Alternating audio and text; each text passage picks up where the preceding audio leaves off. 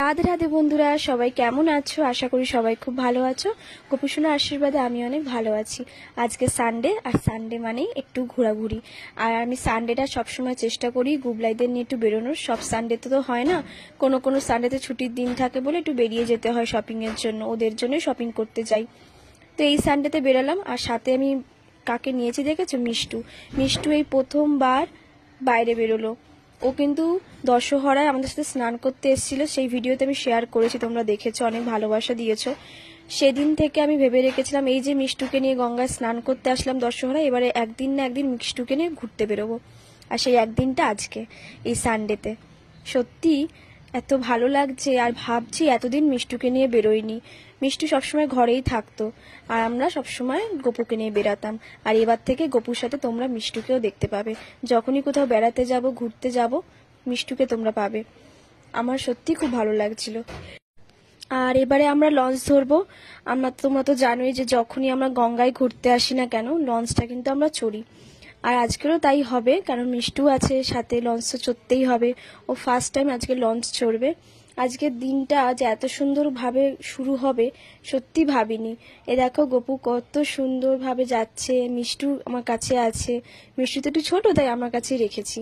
আর এখন লঞ্চে উঠবো। বেশ ভালো ওয়েদার, রোদ উঠেছে কিন্তু একটু গরম লাগছে না, কারণ ঠান্ডা হাওয়া দিচ্ছিল গঙ্গাতে। আর আমরা আজকে বাগবাজার থেকে উঠছি। চারদিকটা না এত অপূর্ব লাগছে, আমি শুধু তাকিয়ে আছি। সবুজে সবুজ, আকাশটা কি সুন্দর পরিষ্কার হয়ে আছে, হালকা মেঘ আছে। গঙ্গায় এসছি, লঞ্চ চড়বো, সাথে দুই গুপু, আর কি লাগে, তাই না? দিনটা কিন্তু খুব সুন্দর লাগছে আমার কাছে। আর বেশ ভালো ভিড় ছিল কিন্তু আজকে সানডে তো, সবাই যে যার কাজে যাচ্ছে বা যে যার বাড়ি যাচ্ছে, অনেকে অনেক কাজ থাকে। আর আমরা বেরিয়েছি ঘুরতে, আমাদেরও এটা কাজ একটা। আমরা যতটা চেষ্টা করি যে কিছু কিছু সময়টা ওদেরকে সানডেতে দিতে, সবসময় তো শপিংয়ে বেরিয়ে গেলে তো হবে না, ওদেরকেও একটু সময় দিতে হবে। আর এদিকে সিটে এসে বসলাম, ওরা পরিষ্কার যেন বাইরেটা দেখতে পারে, ওদের জন্যই তো আসা, ওদের যাতে ভালো লাগে সেটাই চেষ্টা করি আমি, যতটা সম্ভব করতে চাই। আর এবারে দিদিকে মুখ করে বসালাম, ওরা দেখুক ওদের কেমন লাগছে। ওদের মুখে এত হাসি দুজনের, না দেখলে বিশ্বাস হবে না। আর আমাদের লঞ্চ এদিকে ছেড়ে দিয়েছে। এদিকে যাওয়ার সময় এত হাওয়া দিচ্ছে, লাস্টে মিষ্টুর মুকুটটা না খুলে ব্যাগের মধ্যে রেখে দিয়েছি। অনেক আগেই খোলা ছিল, বাট ওখানে ওঠানোর সময় একবার পরিয়ে দেখলাম যে না, উড়ে যাচ্ছে, তাই আবার খুলে রেখে দিলাম। যে মিষ্টু, তোকে আজকে আর পাগড়ি পরতেই হবে না, এর আগেও পরিসনি, বাড়ি থেকে বেরোনোর সময় একটু পরেছিলিস, এখন একদমই পরতে হবে না, সব উড়ে চলে যাবে। আর কোলে নিয়ে আমি বসেছিলাম দুজনে, বাইরের দৃশ্য দেখছি। আর এখন দেখো দুজনেই আমার কোলে উঠে গেছে। কি সুন্দর না? আমি কি কখনো ভেবেছিলাম যে এই দুজনকে কোলে নিয়ে আমি গঙ্গা দেখবো বসে বসে? আমি শুধু ঘরেই ওদের দুজনকে কোলে নিতাম, ছবি তুলতাম, ভিডিও করতাম, কথা বলতাম, আর খাওয়া দাওয়া করতাম, ওদেরকে খাওয়াতাম।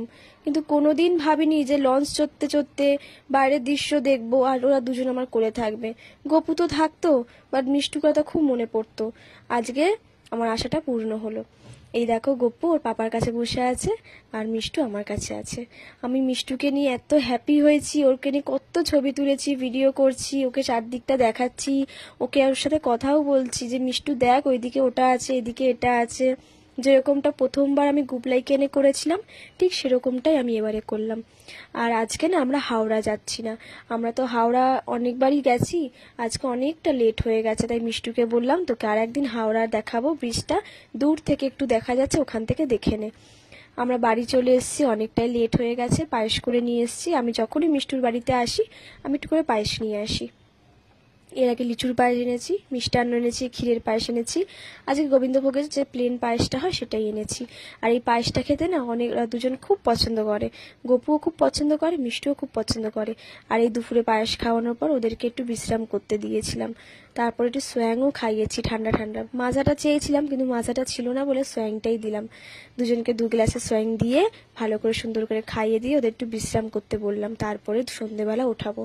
আর এখন একটু ফুল দিয়ে মিষ্টুকে সাজিয়ে দিচ্ছি, লাল ফুলটা খুব ইচ্ছে হলো ওর মাথায় দেওয়ার, এত সুন্দর লাগছে দেখতে ওকে, কি বলবো, শুধু চোখ ফেরানো যাচ্ছে না দুজনের দিক থেকে। আর দুজনেই কিন্তু খুব খুশি, ঘুরতে ফিরতে কোথাও যেতে কে না ভালোবাসে, তাই না? আর ওরা তো ছোট্ট বাচ্চা, আমারই কত ভালো লাগে বাইরে ঘুরতে। আর এ দেখো কি সুন্দর দর্শন করো, দুজনকে ভালো লাগছে একসাথে।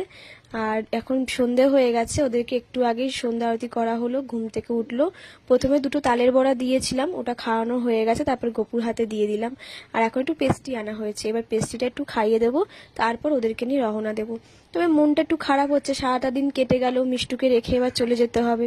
মিষ্টুর মনটাও খারাপ হবে যে সবাই কত আনন্দ করলো, ওকে গাড়িতে একা রেখে চলে যেতে হবে। বাড়িতেও থাকুক, ও যেখানকার গোপাল সেখানেই থাকুক, আবার ওকে নিয়ে বেরোবো, ওকে বাই টাটা বলে বললাম মন খারাপ করিস না মিষ্টু, আবার একদিন আসবো, তুই ভালো থাকিস সুস্থ থাকিস বলে বেরিয়ে পড়েছি। বেরিয়ে পড়ার পর আমাদের তো মেট্রো সবসময় জানো আমরা মেট্রো করে যাতায়াত করি, মেট্রো চলে এসছে, মেট্রোতে উঠবো। তো মেট্রোতে উঠে যে এরকম একটা সারপ্রাইজ হয়ে যাবো সত্যি ভাবিনি, মানে এই কামরাতেই উঠলাম, মানে গপু চাইলে যা হয় আর কি, গপু চেয়েছে তার ভক্তর কাছে আসবে তাই চলে এসছে। এই দেখো ছোট্ট একটা রাধা, আমি দেখছি যে ওর বয়সী পুরো, আমি যখন দেখলাম তখন ওর মা বলছে যে দেখো তোমার গপুর হাত আমার মেয়ে হাত একদম সেম সাইজের। বলছি হ্যাঁ বয়সটাও তো একই, বলছে হ্যাঁ। তো রাধারানী এখন গপুকে নিয়ে খুব ব্যস্ত হয়ে গেছে, দেখতেই পাচ্ছ এত কিউট বেবিটা, এত কিউট রাধারানী, আমি ওর নাম দিয়েছি রাধা। তো উনি ওর সাথে কথা বললো, গপুকে নিয়েও খুব হ্যাপি। আজকের এই ভিডিওটা তোমাদের ভালো লেগে থাকলে একটা লাইক কমেন্ট শেয়ার করে দিও। সবাই ভালো থেকো সুস্থ থেকো, রাধে রাধে, জয় গোপাল।